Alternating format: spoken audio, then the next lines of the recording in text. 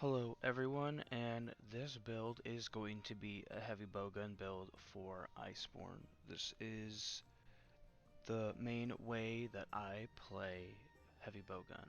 But the best part about the Atom Cannon, which is Brachydios' heavy bowgun, is that it allows you to do hold on, where there it is.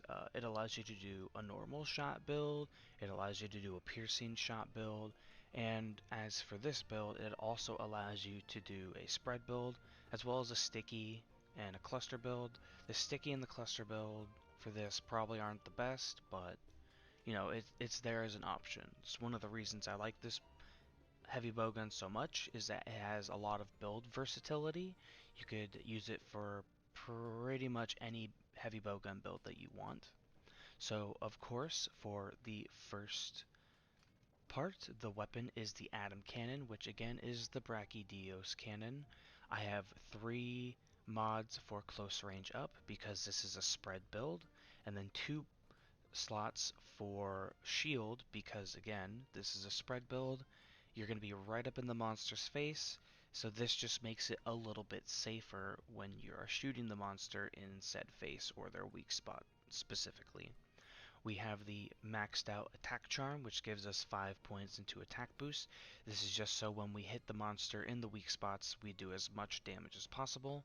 I find that attack boost for a spread build is slightly more effective than crit chance, although as you can see we do get a lot of crit chance as well, with our crit chance at 35%, but of course we have stuff like weakness exploit and all that. For the equipment that you want to use, as always, it is completely up to what you want to use. You could use mantles, you could use the boosters, you can use a mix. It's whatever you really want. For the actual uh, armor itself, we have the Frostfang Helm Alpha. This is Frostfang Barioth's helmet. This is for Crit Eye and the Quick Sheath, as well as the pretty good decoration slots. The Quick Sheath is mostly just a comfort thing, so if you ever do need to put your weapon away, as the heavy bowgun has a very long sheath animation, this just makes it a little bit faster, which is always nice. And then obviously the main thing we're going for here is the 2 points into Crit Eye. You oh gosh, sorry, I was playing Rise earlier, and yeah. You could probably swap this out for a different helmet if you really wanted to. I just like Frostfang stuff because one set piece gives you Punishing Draw for free, which you never, if you need to put your weapon away a lot, with the heavy bowgun you probably won't do it too often, but it's just a little extra boon for just having one piece, as well as the slots and the Crit Eye are always really good. For the chest piece, we have Anjanath Male B, which is from Anjanath himself, or herself, whichever. This gives us Marathon Runner, which isn't what we're really going for in this. We're mostly going for the Special Ammo Boost, as well as the level 4 decoration slot. Special Ammo Boost increases the power of our special ammo from the heavy bowgun and the light bowgun, which for the Atom Cannon is the Wyvern Snipe. This just makes it a little bit stronger, you know, just make it more well-rounded of a build. So if you really like using the special ammo, it just incentivizes you to use it a little bit more. Then we have the Kaiser Van Braces B, which is Teostra's uh, gloves. This is for the weakness exploit. The heat guard isn't really something we're actively going for, but it's a little nice extra thing to have if you're ever fighting in a volcanic area. And then obviously we also like the level 4 and the level 3 decoration slot. The level 3 decoration slot really comes in handy for this build because all level 3 decoration slots that we have we are going to use for the spread boost decorations.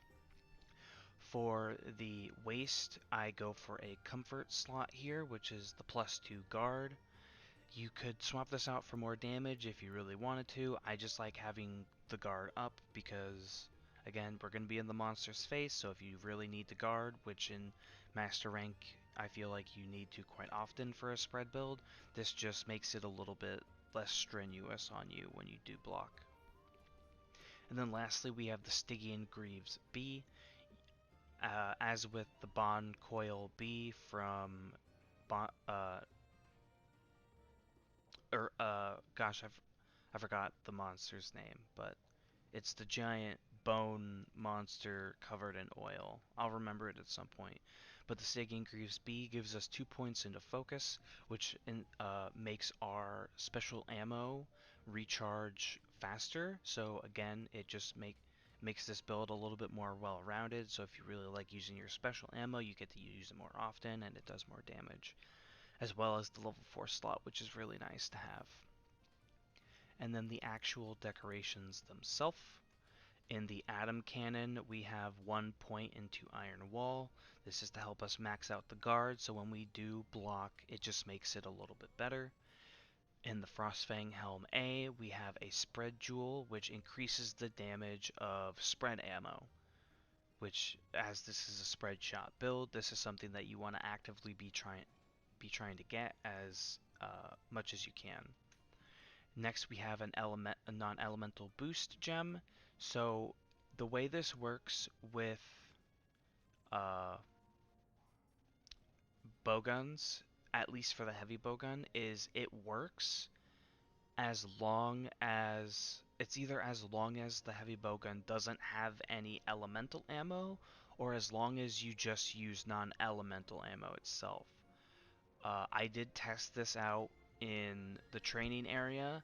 As long as you use normal piercing, spread, sticky, or cluster, this does help. And as you can see, this heavy bowgun does not have any elemental ammo, so that's just to kind of guarantee that this works. And then next we have a crit jewel, a critical eye. This is to get us as much crit as possible, so when we do hit a monster's weak spot, this is just a little bit better. We hit harder. And then again, we have a crit eye jewel plus 2. This is again just so our critical eye goes up as high as possible. And then we have an attack boost jewel. This is to finally max out our attack boost so we hit as hard as we can with raw damage, which for a spread shot build I feel is pretty good.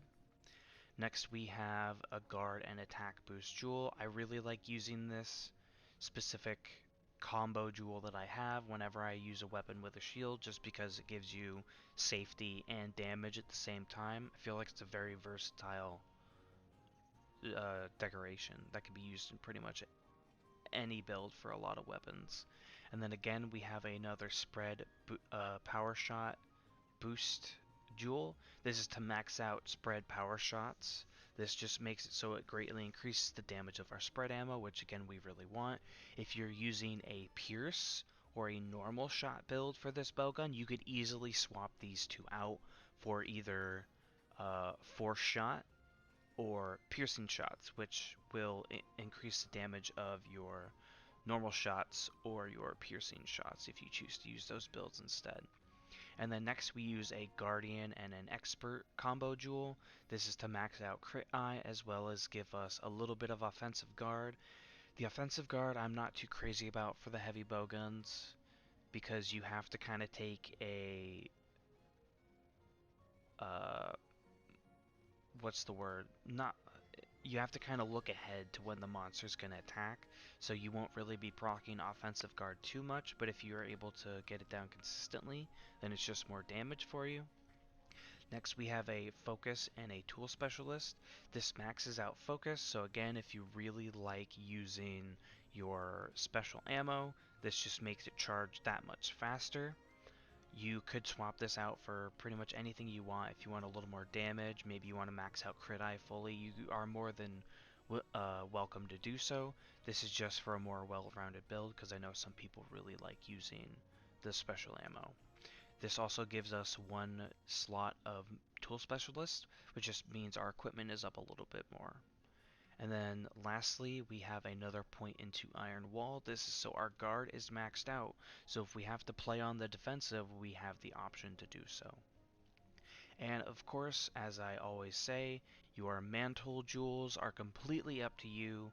When I do mantle jewels, I either like to put in resistance decorations, or I like to put in part breaker, just so it gives me a little bit more defense, or a little bit more help fighting the monster with the destroyer. So like if I use slicing ammo or something and I get the monster's tail off, or I break Rathalos' wings so he doesn't fly as often, it just makes the hunt a little bit easier.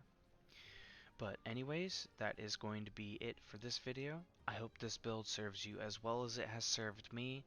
The only issue I really have with this build is really fast monsters that kind of hit you from all angles like Odogaron. This build kind of gets outpaced a little bit, but I'm sure you could find ways around that if you really want to. But I hope you have a wonderful day, evening, or night, and I will see you all in the next one. Goodbye.